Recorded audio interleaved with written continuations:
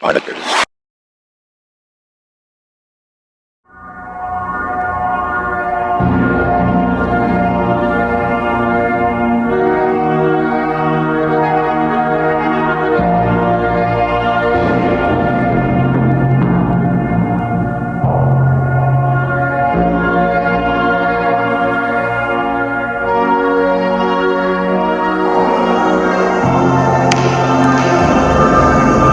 You are now about to witness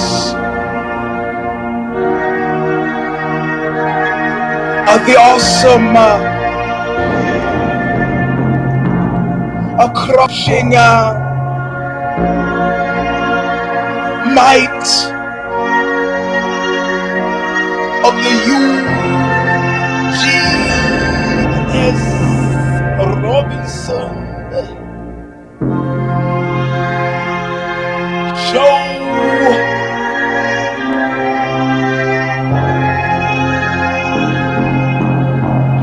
Stomper!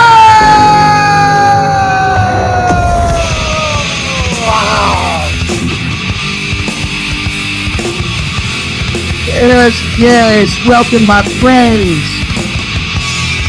to a show that will never end. This is Thursday. This is the Thursday. This son. I thought it's just let's get started. It is Thursday. Please. A 2-1. I didn't switch up to Calvin. Took the 4th of July off, you know, 1 or 2 and maybe Chief Valley is definitely going to discuss of the place. From this this fight, gets out to get the fish. This is Bob Wiley to the good. As you guys, but he hates 2007. Yeah. The band is modern. So, the song is called Insta or Fucking, the record is called It's Part of the Stuff. Single bells is a supplementary record in the United States by a family. Where I guess should Debbie and Mike flow. This is only a hammer. And one with nail folks them out of time and yell.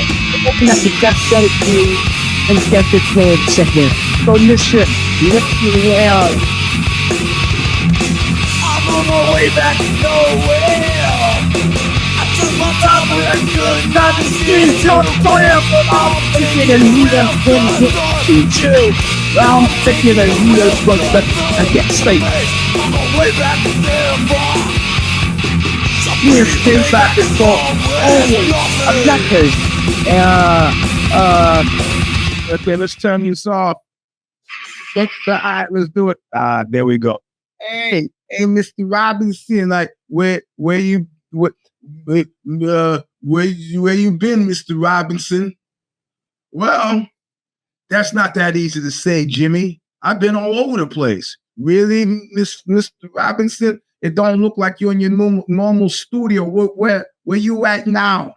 Well, that's not important, Jimmy. What's important is we got a lot of stuff to talk about, and we're going to get to it right now. All right, so let's see. 4th of July, did I celebrate? I don't think so. What is today? Today is the 7th. So let's see. The 4th was 3 days ago. I think I was flying from Malaga to Bilbao. I believe that's what I was doing, where I was subsequently picked up at the airport by Javier Iriando, guitar player for the band Buñuel. He drove me to Basque Country, where he owns a bed and breakfast. The intention being that we will film 4 videos for the upcoming Buñuel double album called Mansitude, which is also on Skin Graft in the States and Overdrive in Europe. 4 videos, double record, so we're not doing the Oxbow thing of a video for every song on the record, but 4 should be plenty. So far, one of the videos is done. We took new band photos. We did playback stuff. I recorded some stuff, some shirtless stuff, which was terrifying and unpleasant for me. And, yeah, I'm like the fat kid wearing the T-shirt to the beach now. Actually, though, after all the shows that we did with Bungle, I've actually lost a little bit of weight, which you should be able to see in my face.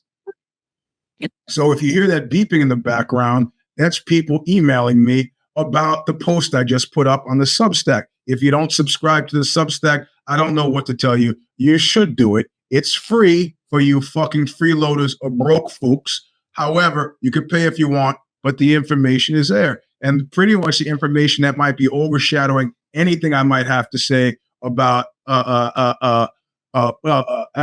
Portan Pereira against Yuri from last week and some of the fights from last week that I saw, or the fight from last night, which was Masvidal and Diaz, or any of the stuff that we'll get to in a bit. It might be overshadowed by the fact that I have resigned my commission in the band that I started in 1987, Oxbow. Right? So everything I pretty much had to say, I said in the Substack. So if those of you who haven't read the Substack, you should probably go read the Substack. I'm not going to get into anything else beyond that. Focus on the Dr. Dre quote, but when you gotta go, you gotta go. Right? Now let me in my inimitable way explain something to you by like I explain stuff to my kids by way of a story.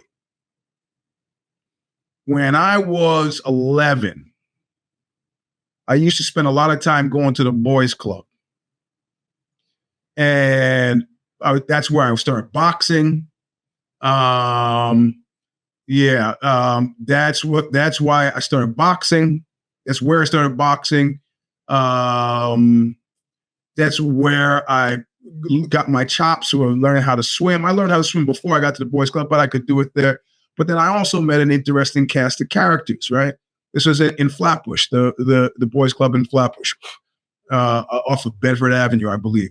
And I made friends outside of my neighborhood at 10, 11 years old. And one of the guys I really like, for me, the sine qua non has always been the artful device that decides whether I'm embracing somebody as a friend or not has to do with their sense of humor. You could be fucking Charles Manson, but if you had a sense of humor, I was all in. If you made me laugh, laughter is involuntary, as I said before. If you made me laugh, you could get away with fucking murder, and I'd turn the other cheek. So Keena, I made friends with this guy named Keena, the interesting name Keena.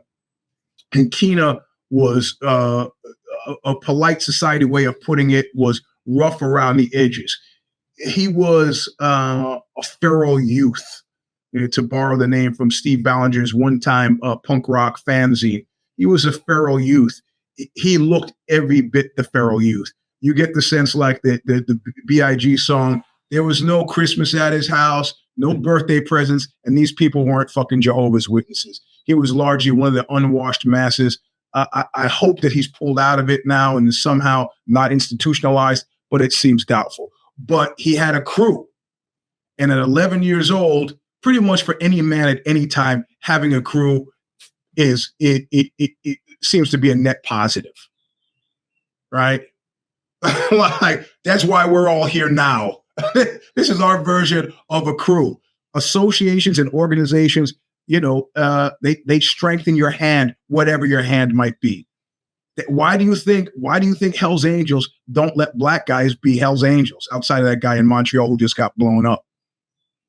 Because when they go to prison, as inevitably they may, given the lifestyles that they lead, prisons are fucking segregated. So you can't have brothers fighting against brothers. Since prison is part of the thing, you just got to keep it separated. All right, doesn't matter. Keena had a crew, a bunch of other feral kids, and so we just started hanging. We'd walk down the street, and I could feel the fear, intimidation from teenagers who, if I were by myself, this is New York in the 70s, I would have been kind of hinky around. But there were like 10 of us. Fuck it. At one point, Keena says to me, let's go shopping. I'm a 10-year-old, 11-year-old middle-class kid. These weren't guys from my neighborhood whose parents were union heads, the school presidents, bank presidents, doctors, nurses, construction workers. These weren't the kids from my neighborhood. There was from somewhere else. Let's fuck it. Let's roll. We're going to go shopping. That's what I thought. We're going to go shopping. And I'm just walking through. I don't really need anything from, I think it was a Rite Aid or Pathmark or some fucking place like that.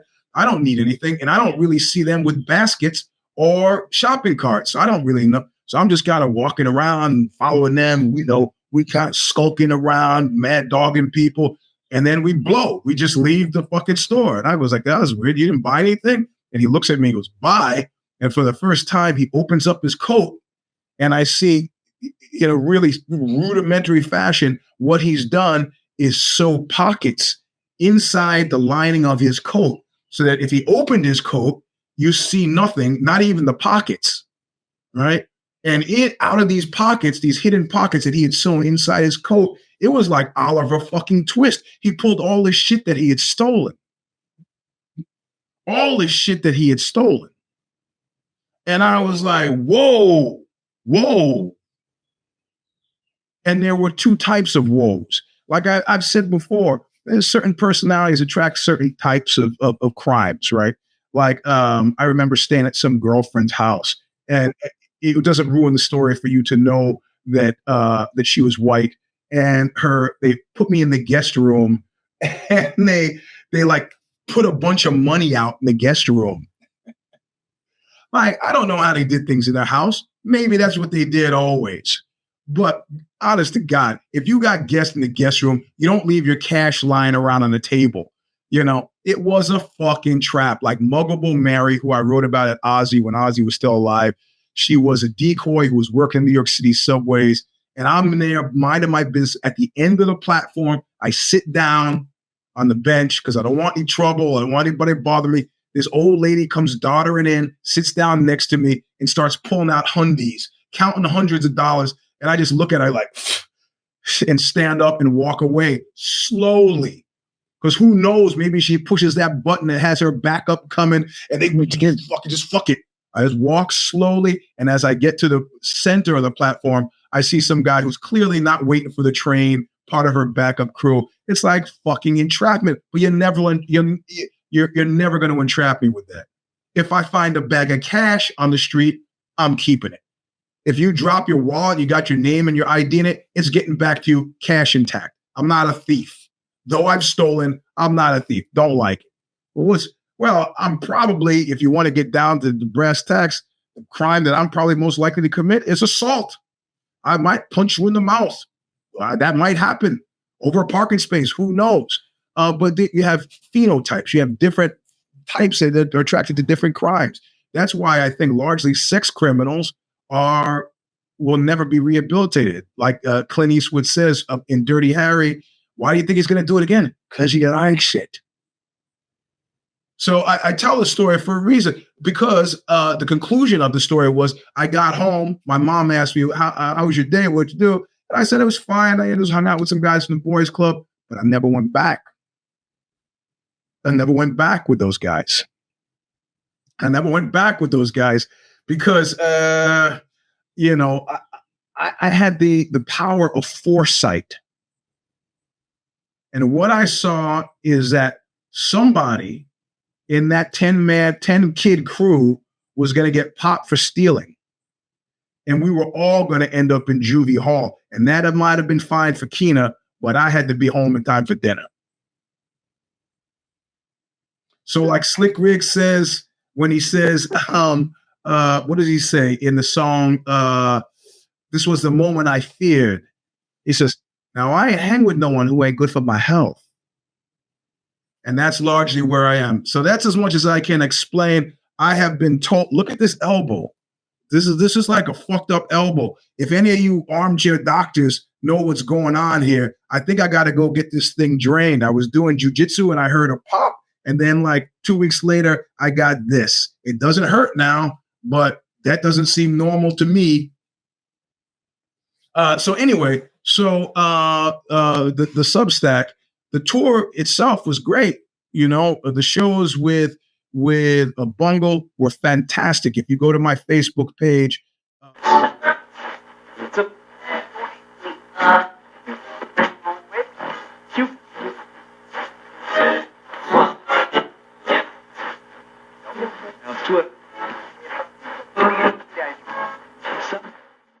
so this is version a 3, a 2, a 1 of the Eugene S. Robinson Show Stomper.